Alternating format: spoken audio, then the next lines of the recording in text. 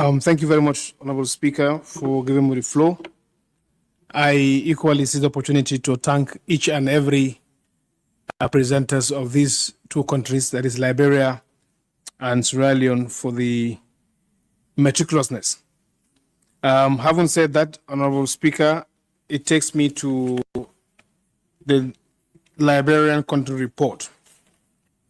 On page 2, they reported that the NEC requested no objection on both occasions from the PPC to award contract for the supply of biometric system equipment to the EKMP, and the PPC has rejected to do so, time stating that they do not have the requisite experience.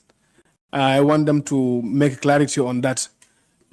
Someone having won a contract to supply electoral materials, other institutions are rejecting that. So what are the powers vis-a-vis who does what and how, and what is the status quo? And secondly, also, they did mention something on page 10, reporting on environment issues, but they also lamented on the issue of activity in the forestry sector, subsector, was established to increase to 2.1% in 2022. But if you also look at it also, they also report an increase in the log and timber production, and in addition to charcoal wood production. These are contradicting. Are they fighting towards climate green environment, or those who have law of banning charcoal production? Is there any law that really discourages this? We would like to know. So these are the two questions I have for Liberia. And as for Sierra Leone, we want them to elaborate on what do they mean by the block district system. What does it entail? How is that conducted? Hence, there has been a census being conducted, but they're not going by that, rather they're going by the district block system. What is the arrangement? If you win, what percentage do you collect, or what is the entire system? And secondly, also, on page 3, it's been reported that on the 17th of October 2022, a funeral ceremony was held for the victim of August 10th violence unrest. The government provided funds for each family to have the funeral rites. The victims were laid to rest in a separate graves in Bolima Cemetery, Waterloo. Well, we want to also know whether there has been any opportunity created to make sure that the victim family deserve or given the rights to come and bury their own people.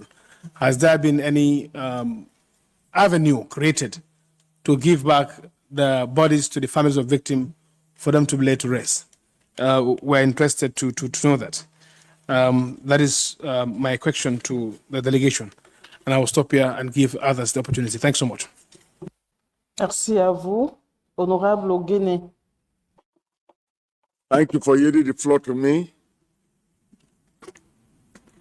As members of ECOWAS Parliament, we are supposed to see early warning signs of the political situation. They saw it in Guinea and a host of other places, and they couldn't take any action, and the military struck. You find out that each time the military strikes is because of the shortcoming of we, the politicians. From the two reports presented, I take on Liberia first. On the, let's see.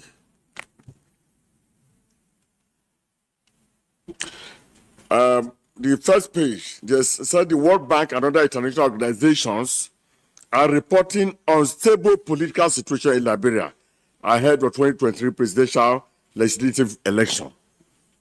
In other words, the World Bank and other international bodies are reporting that there is an unstable political situation that could affect elections in Liberia. I think this parliament should take it up with heads of state and let them send a delegation to go and see President of Liberia and other politicians here. The danger of not doing that is that when this unstable political situation gets worse, the military could take over. And then in ECOWAS Parliament will be short of one more person. So what I'm saying is that such a thing needs to be investigated. They're going to Sierra Leone. Sierra Leone report is beautiful. But we also hear, it's stated here that there's a major dispute as to representation and how the election will be done. It's obvious. If you speak with one Sierra Leone delegate or two, they will tell you that the political situation they are going towards the election is unstable. There's no need for we to hide anything from each other here. If we in Nigeria discover that there will be no free or fair election, of course we say it out. Because if we say it out, and ECOWAS intervenes, it's helping us. But if we know that there's something that could create problem in the country, and then we come here and sit down and say there's nothing, and something happens, we have lost two countries. So I think we need to look at the political situation is in Liberia and in Sierra Leone, as reported by the two papers. Thank you very much.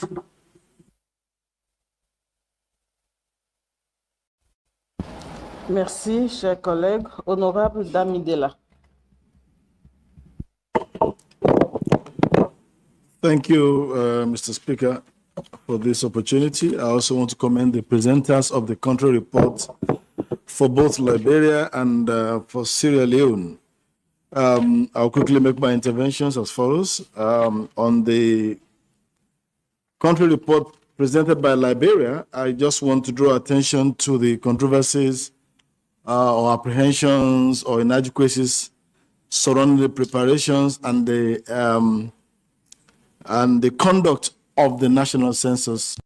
We all know how important it is for us to have accurate data for the purpose of planning and development. Unfortunately, in most of our countries in the sub-region, we have issues of politics coming to interfere with the smooth conduct of national census. Some of the problems identified here are also ranging from corruption to inefficiency and to lack of a political will of the political leaders to ensure that the process is conducted in a manner that will be seamless. And I think this is very worrying, especially given the fact that national census in most of these countries are also supported by development partners, from around the world. And if you reports that are available on the preparation for the census in Liberia, is pointing towards the fact that this exercise may not be successful at the end of the day. And I want to thank the Liberian delegation for the candor displayed in this report, because they have been very candid in trying to present, the problem as it is to us. And I think as we be able to lend our voice to calling on all concerned to take proactive measures to ensure that the conduct of the census is not mad with with these problems. The second issue I want to talk about in Liberia, also more of a commendation, is the passage of the law that guarantees 30% representation for women in parliament. And I think this is a very good one, which I hope other countries will be able to emulate, and also, in accordance with the global trend of trying to entrench more women participation in our decision making. On Sierra Leone, Mr. Speaker, I'm also concerned about the political stability in Sierra Leone. And I want to say that in the countries in West Africa today, it appears to me to be one of the most worrisome because of the reports that come out, especially with regards to management of intra and inter-party conflict. Mr. Speaker, there was a reference to the August 10th protest and the measures that happened after them, but there was a specific reference to the establishment of a panel of inquiry. Maybe that was not the exact word used, but a panel that was supposed to investigate the causes of the August 10th protest and try to also look at culpabilities, if any, and bring out measures to prevent such. Unfortunately, we do not have an indication that that process has been completed. August to December is such a long time, and the elections are just close by. I want to know what time frame exists for that panel of inquiry, and how all-encompassing is that panel of inquiry? How inclusive is it of members of the opposition, especially in ensuring that whatever report come out of it, is acceptable to all. And finally, like my colleague also said, the issue of the conflict we had in the Sierra Leonean Parliament on the debate concerning the amendment of the law to ensure that representation is now based on proportion, to entrench proportional representation. That happened just a couple of days ago, that we had a very major brawl on the floor of the parliament in Sierra Leone. I want the delegation to please throw more light on this, and how well are they also able to solve the problems surrounding this, to ensure that whatever amendment of the law happens in good time before the actual elections. Thank you very much, Mr. Speaker. Merci, cher collègue. Honorable Darbo. I want to my colleagues to thank the presenters for the two countries that ably presented their reports. Reports were explicit and straightforward. I will have some observations and comments on the issue of the report from Liberia. The report from Liberia, the concern area is on the political situation and that of the security situation. As alluded by an honorable member before, the report that the political situation is unstable, even though it is mainly on inter-party wrangling, is a cause of concern. And then, as he said earlier on, that should be taken into much consideration, not only by Liberia, but ECOWAS as a whole. This is also related to the security situation. In the report in page 4, overall the security situation in Liberia is very stable. There are several early warning signs of possible political clashes, which may occur during the 2023 presidential legislative election if care is not taken. Honorable Speaker, with that, and then the other area that connected to security as well is the cross-border security.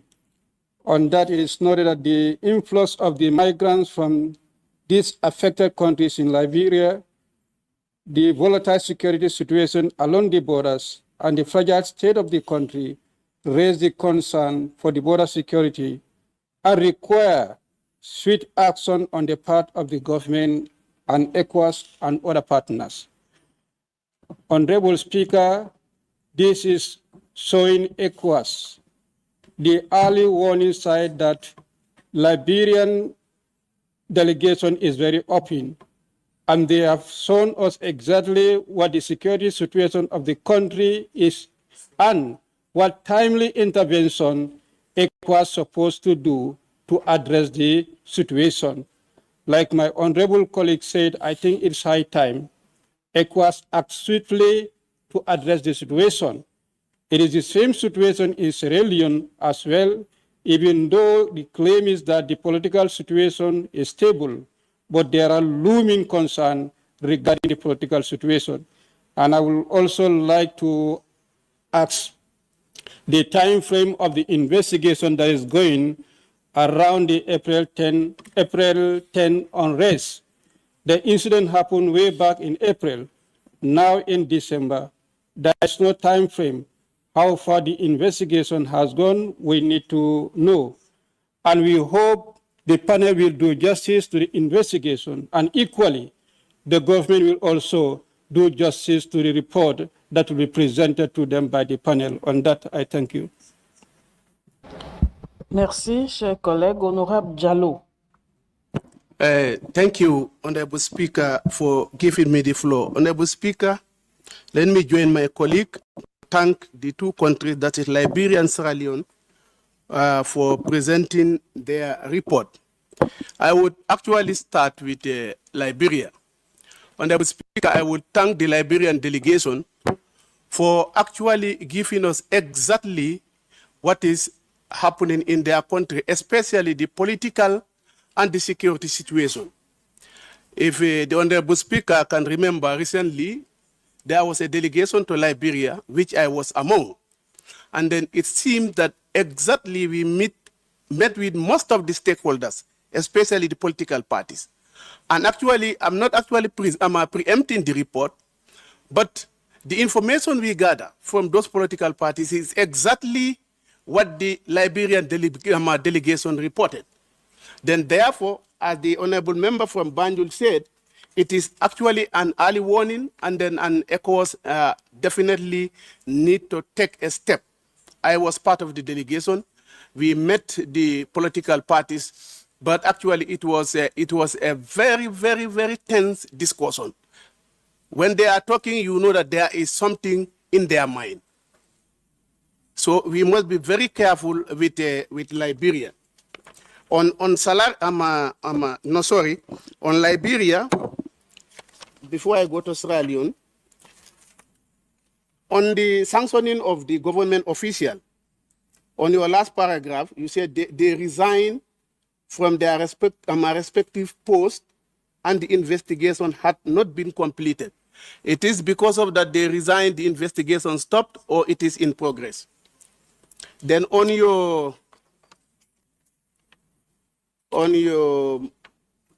microeconomic situation also, I can see you have reported in metric tons, both on rubber and other products, but you did not report in metric tons when it comes to cereals, and cereals are very important.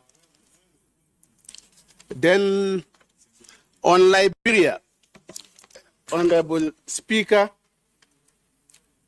on their political situation, Honorable Speaker, reading from the first paragraph to the third paragraph, tell us that the political situation in Sierra Leone is not stable. You see, I think, as I mentioned earlier on, it could have been done the way the Liberian delegation did, to tell us exactly what is happening in that country.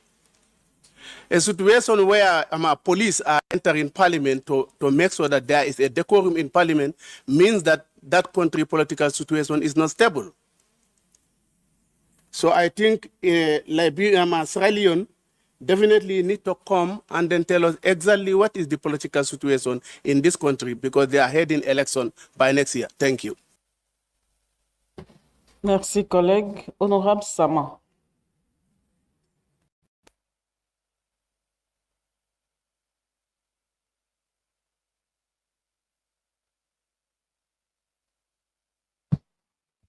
Abdel Sama. Honorable Carlos. Thank you very much, Mr. Speaker. Madam Is Speaker. Sama speaking? Yes, it's Sama from Sierra Leone. Okay. I don't have any question for Sierra Leone. My question is for Liberia. Thank you. My question is for Liberia. I don't have any question. Madam Speaker, my question is on the voter registration. Now, according to information, the process should start on December 15. Now there is a disagreement between NEC and PPCC over award of contract. This is going to affect probably the timetable for the elections. We saw in another case the president taking some decisive action that led to the sacking of 2 senior officials. My question is, what is the executive doing about the peaceful resolution of this probably conflict of interest between these 2 critical bodies that are responsible for ensuring that there are free and fair elections? Because it's very serious. the executive has the responsibility of resolving such disagreements so that the election is not affected. I also come to page 5 of the Liberian report. Now, we are trying to transit from an ECOWAS of nations to an ECOWAS of people. Something was mentioned negatively about Burkinabés and Ghanaians, which I want further clarification on. Now, how can Burkinabe and Ghanaians leave their countries and come to Liberia and engage in illicit or illegal activities without the involvement of Liberians? Are the Malians alone or Burkinabe alone doing that, or do they have Liberians that are working with them? It is good when you are naming maybe criminals, you name your own criminals. It cannot just be Burkinabés and Ghanaians. There are Liberians involved, definitely. You must have a host. When the chief goes to another chiefdom, he has to present himself to the chief. Criminals also present themselves to the host criminals. I'm happy that when Mr. Honorable Masako was reading the report, he used the word alleged, but the alleged was not stated in the report. I'm sure at that point he noticed that it has to be alleged. I think the report is also an indictment of the government of Liberia, because if they know that they are Burkinabe and Ghanaian criminals engaged in illegal logging and mining, and they cannot go there to arrest them, but they can come and report here that Burkinabés and Ghanaians. I'm sure if you go there now, you are going to find Liberians there too. So I think we have to ensure that we support those things that can keep us together. We cannot report one group of criminals and leave out the others just because they are our own criminals. So I think we have to ensure that we are here because we want to be one people. So we cannot single out a particular countries for negative comments and leave out our own. And there was also a report about a law that make illegal possession of drugs non-bailable. Sometimes we make certain mistakes. We target the victims. And what about the big people that are the importers? These are the people who are benefiting. To refuse bail to a victim who is found in possession of the drug. What about the millionaires that are importing the drugs? I think I want to know, this is a question, what provision is in the new law that will target the perpetrators who are the importers? Because sometimes you have the criminals trying, the big criminals trying the smaller criminals. What provision do you have in your law to target the importers? Because there is a new drug that is called Kush. I've not seen it. It's created a lot of problems. I was in Liberia about less than a month ago, and in my country also in Sierra Leone, there's information going around that this drug is being circulated widely. It's even found in the villages. And I saw very close to my house in Freetown, a lady that was under the influence of what? Kush, sleeping while standing. So it's very serious. So it is not enough to target the victims, who are the boys and girls on the street, or the ladies and women on the street. We have to also target those who are bringing in these drugs illegally into our countries. So I think my question was, or is, what has the new law provided to ensure that the perpetrators, the bigger criminals are targeted, and not just the small boys and girls that are on the street?